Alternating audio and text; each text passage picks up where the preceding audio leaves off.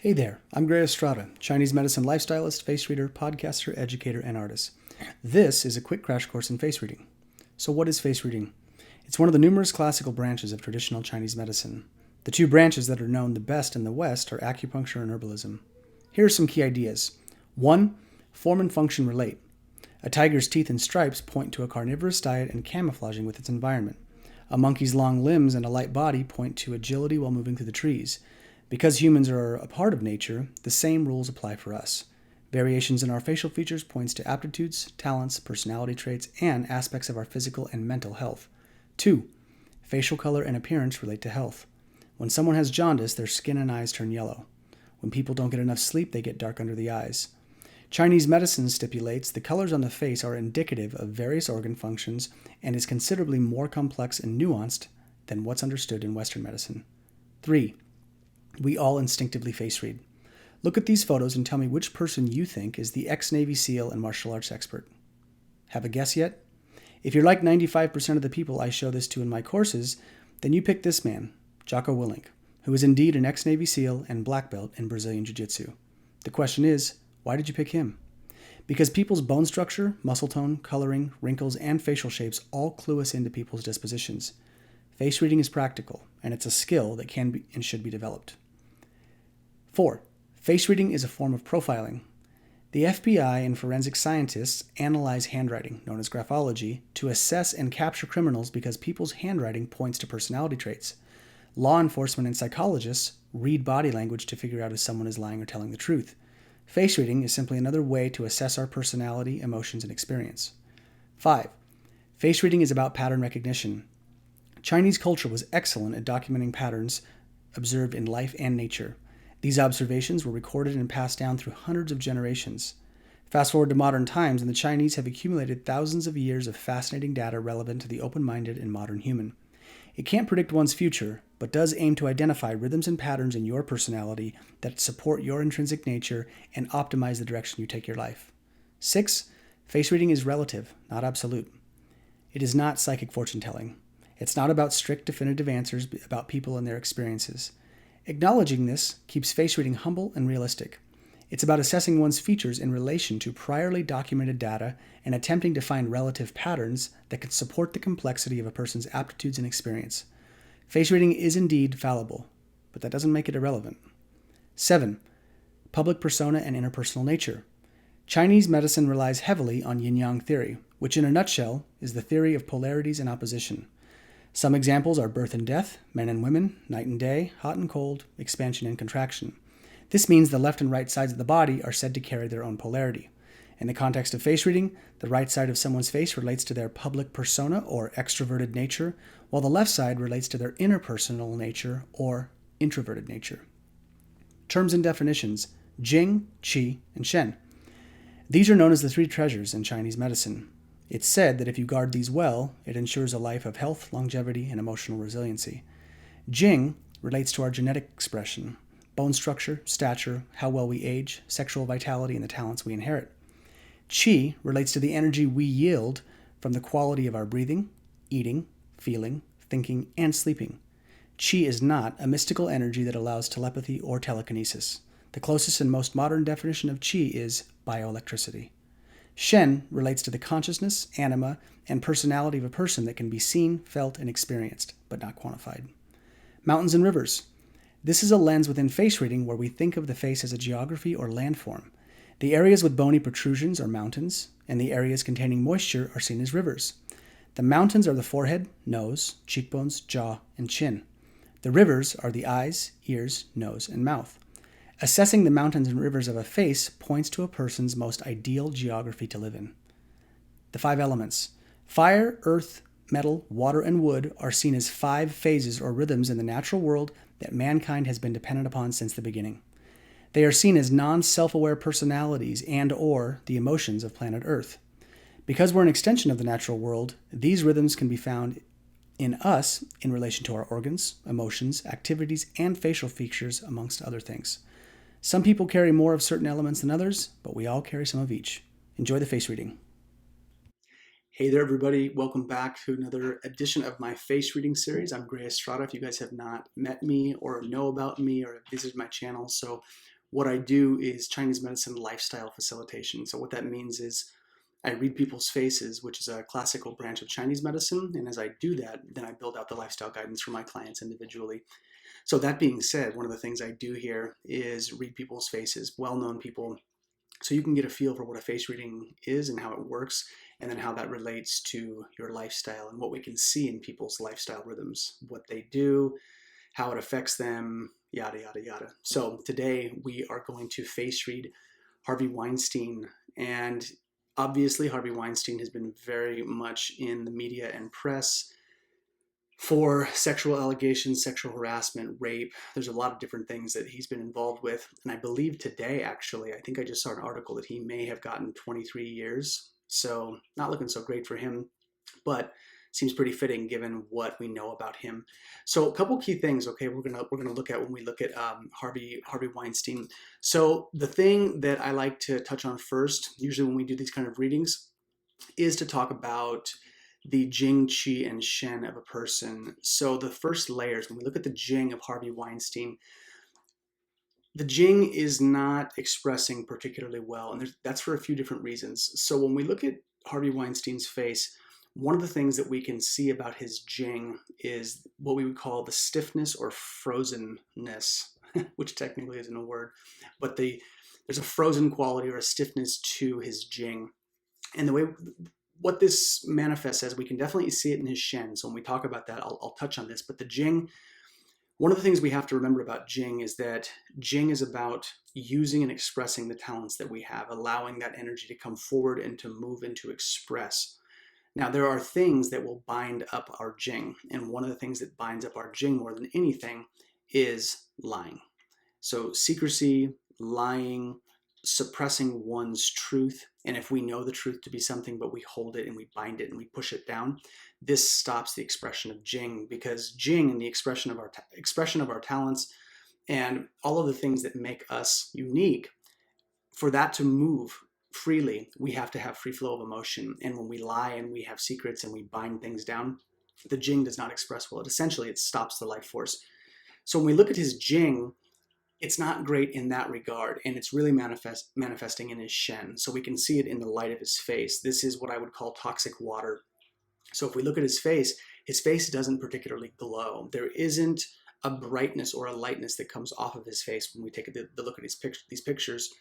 So the stiffness, when we look at his face, there's a certain amount of, there's a lack of movement that facilitates a feeling of untrustworthy. The person being slightly abrasive. There's something stiff about the way the energy comes out of his face. There's not a lot of life and anima that comes out.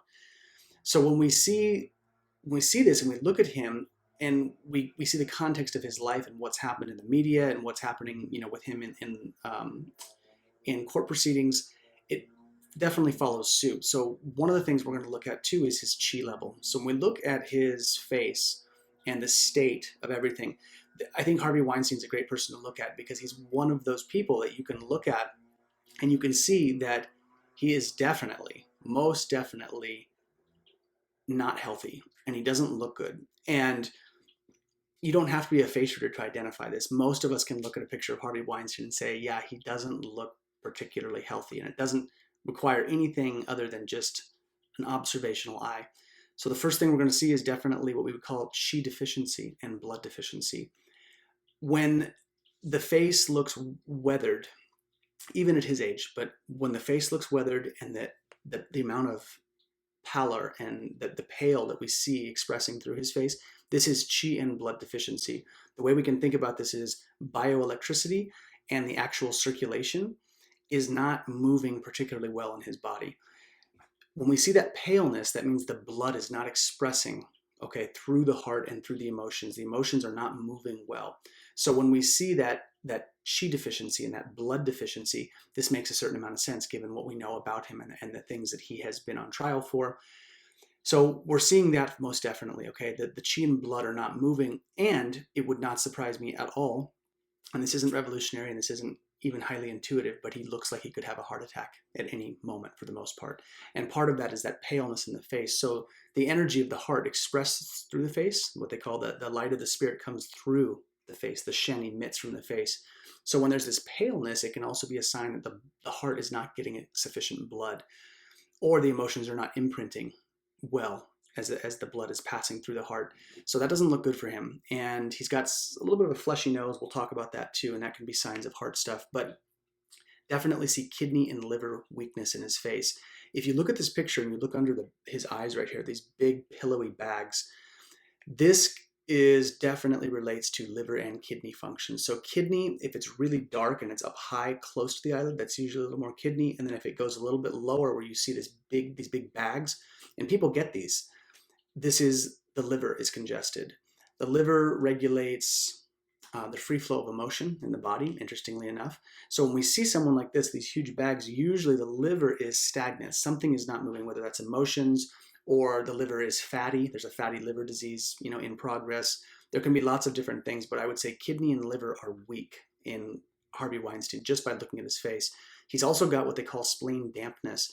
So when we see this puffiness, this sort of fluid accumulation above the eye, this points to, usually in the context of Chinese medicine, the spleen is carrying dampness. Now, if we think about it in the Western context, the spleen is basically just this big lump of lymph tissue. It's a condensed piece of lymph. And so the spleen and lymph function are very closely related. And so when we see dampness, what this kind of translates to from the Chinese medicine lens, when they say dampness, what they're saying is lymph stagnation. And so with someone like him, with his frame, he's very fleshy, he's very large, he's heavy set. This is very common with people that are obese or that have weight problems. There's what they call spleen dampness. The spleen is not functioning and not transforming fluids as well as it could be. So again, looking at his Shen, not particularly trustworthy and on the toxic side. So his face elementally is mostly aligned with water, and we'll get into that more. So when we look at his features, okay, the prominent features, the two things that stand out, his eyes leap out immediately, partially because they are different sizes. So there's a lot of pictures when you look at Harvey Weinstein, one eye is considerably smaller than the other. There's one small, one large. Now, interestingly, another person who has this is Jeff Bezos, the CEO of Amazon. And when we see this big change or this big difference between the eyes, as you guys know, when we get into the interpersonal nature and the public persona, where I show them side by side and we split the face in half, when the eyes are very different sizes and one side of the face looks very different from the other side, this is what we would call two-faced. So a person who is two-faced. And what this means is who they show to the public world and who they actually are very different. And this is not seen as particularly lucky. So this can happen in any walk of life. If you have these eyes, it doesn't mean you're inherently bad. So if you have these eyes, it doesn't mean that you are Harvey Weinstein or that you're, the very money-hungry Jeff Bezos. That's not what I'm saying. But what it does mean is that there's usually a very real split and pull, a Dr. Jekyll and Mr. Hyde sort of thing going on when we see these two different eyes. And that's, again, it's not lucky because that means the polarity between the inside and the outside is very strong.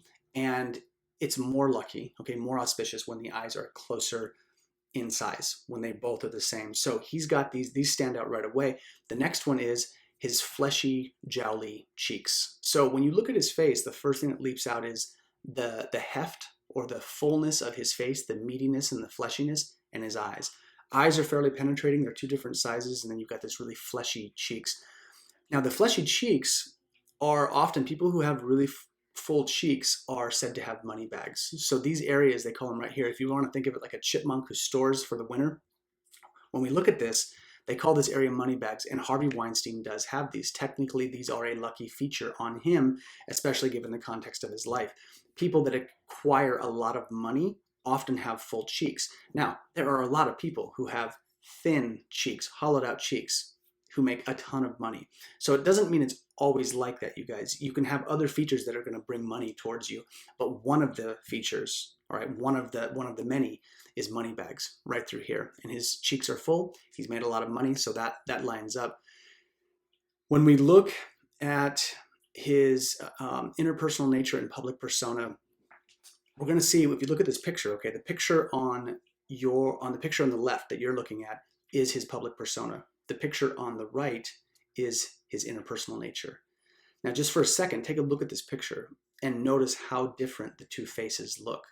Two very different people, and specifically look at the eyes. The eyes are very different from left to right, from the interpersonal nature to the public persona. These two are very different. One of the things when we look at his face that we want to take into account too is that there's a little bit of a mafioso type feel to Harvey Weinstein. The way he talks, he falls into sort of the stereotypical Sicilian gangster who's got his hands in a lot of dirty shit. And interestingly, his face, when I was looking at him, he was reminiscent of Al Capone. And if you look at Al Capone's face, very fleshy, very full cheeked, but also a person who's carrying toxic water. So people that have these round, soft features are very watery, but the water element relates to career success, business, money. So when we see people with very watery faces, they do have the potential to make a lot of money. Al Capone was like this too. But those dark, shadowy eyes that Al Capone has, you can see it in his picture, in a number of pictures when I was researching him. Dark, shadowy eyes, and his shen, there's something shadowy and not real trustworthy about him. Now, their features are different for sure, but if you look at Al Capone, they're very similar. So moving on, again, just kind of circling back to the interpersonal nature and the public persona thing, his interpersonal side is more dominant. It looks more stubborn. It looks pushy. So the features are wider. The width of his face, the jaw is wider, the face is wider, the neck is wider.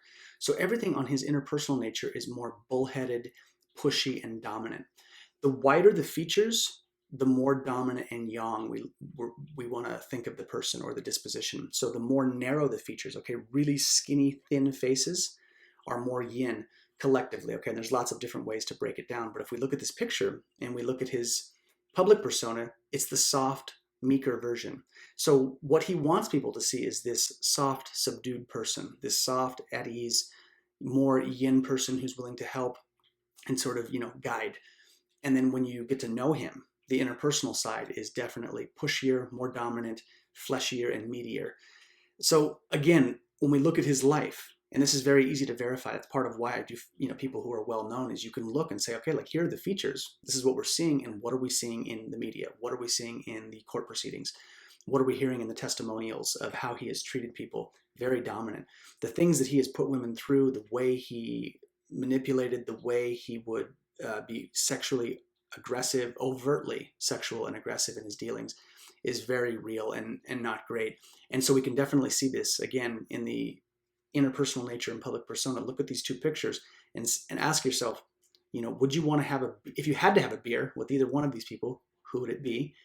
And which one do you feel more comfortable with? For me personally, I would feel more comfortable with the one on the left, his public persona, which I think is why he has done well. He's very charming from what I've read. He's got a lot of, personal charisma in a lot of ways, but that's kind of what I'm seeing with him. So in any case, moving on to the 5 elements. When we look at his 5-element breakdown, his wood is weak. We see wood in the expression of the eyebrows and in the cleanliness or the tightness of the jawline. He doesn't have much of either. And the wood element is about vigor, it's about strength, it's about pushing forward. There's a lot of energy about wood that's penetrating. So in the archetypal rendition of the elements, the wood element and the liver are the general. So when we see someone who doesn't have a strong jaw and they don't have strong eyebrows, this is not someone who should be playing with dominant themes. They shouldn't be trying to be pushy and hard-nosed. And the way he has been with women has been just that. It's almost, in a way, his pursuit of women and that push and that drive is almost like his pathological way of tonifying the wood element and being aggressive. Also interesting to note, the liver channel in Chinese medicine wraps around the genitals. So the liver and sexual function and sexual urges are very closely related. And also how long a person can last in bed. Someone who can, really have a lot of stamina sexually typically has a very strong liver. So when we see this, he doesn't have that. He's got very weak wood, and his fire is also weak. He doesn't have a lot of sharp points. Everything is really soft and kind of mushy on him. And so the fire is weak. Metal is also weak. Metal is characterized by, 1, beauty, And that's just a roll of the dice. So he doesn't, he's not a particularly good looking guy, and that's not good or bad. It's just kind of what is. But he also doesn't have any wide open spaces. As soon as you start to get, to an open space, you're met by a wrinkle or flesh kind of folding. He's got a very full face. There's something scraggly and kind of dirty looking about him, and that's very much the antithesis to metal. So what he's kind of strong in is water and earth. He's got a lot of water and earth, fleshy features, big ears. He has the money bags. This is all water. But because he's so heavily water, that means the energy that Harvey Weinstein carries is also, when we think of water, as I've said in other videos, water permeates, right? It goes into the soil and it saturates. And so someone who's this heavy in water and earth they're going to have something almost damp and sticky about them. There's going to be a quality to them that feels like it's just invading and permeating and saturating a person. Very dominant. So water is very heavy, and that's the way we can kind of think of Harvey Weinstein's energy, especially in what we've seen. Now, when we look at his mountains and rivers, where Harvey Weinstein could live, by default, by looking at his face, he would do well with rolling hills, someplace technically damp, or at least on the damper side, and then low elevation. He doesn't have real strong mountains. He doesn't have a protruding, brow bone, doesn't have a real dominant nose, doesn't have a real strong chin. Cheekbones aren't really dominant. So he's got a really fleshy face, which means, low elevation near small water, things that are maybe on the damp side. Now, that's just how he is. Like, his constitution runs damp. You could definitely argue that he could move to a drier place, a place with a warmer climate that might actually help remedy some of his dampness. But the mountains and rivers, when we look at a person's face, is just like, well, look at their features and where would they live? Well, like, what's the representation, the landform representation that we see in this person's face? And these are the attributes that I see. Now, lifestyle guidance for longevity. When we look at Harvey Weinstein, the things that I would say first and foremost, okay, because he's so deficient, he's so pale and he's so washed out and he's so just not looking great, he would need water nourishment. And he's also a water person, believe it or not. He's got a lot of water, which is about depth and wisdom and a deep knowingness. And even though we don't align those traits with him, he actually has those features, and that would have been a really good direction for him to take his life. But he would need quality sleep, quality rest, absolutely would need meditation. He's actually got a pretty high forehead, and he's actually got a pretty strong water forehead, which means that his mind and his personality would likely take to stillness pretty well, because he is watery and he is earthy, he's heavy. So I would say taking up some form of meditation, and I think something like transcendental meditation, where they say a single mantra and just let the thoughts percolate, and the medicine of that process takes place. I would, in terms of food, light, lean protein. This is a guy that needs to eat fish and seafood. One, because he's very watery. Those are the foods that would align with him. And two, because he's got so much excess on his body, because of his full frame, he doesn't need a ton of saturated fat. He doesn't need a lot of butter. He doesn't need a lot of steak. He runs towards excess, which means we would want to reduce and stick to the light, lean proteins. Olive oil would be a primary fat for him because it's monounsaturated fat, which naturally lowers cholesterol and is a much lighter oil. So light, lean proteins, vegetables. But given his watery nature and his size and his frame, I also wouldn't tell him to go strict vegetarian either. So that's my take on that. Let's see. Earth type, okay, he also needs quality plant foods. So when any person who is earthy, all right, who has a lot of earth, we have to think of the things that grow out of earth, quite literally plants. So earth type people who are big framed and fleshy really need high antioxidant rich plant foods.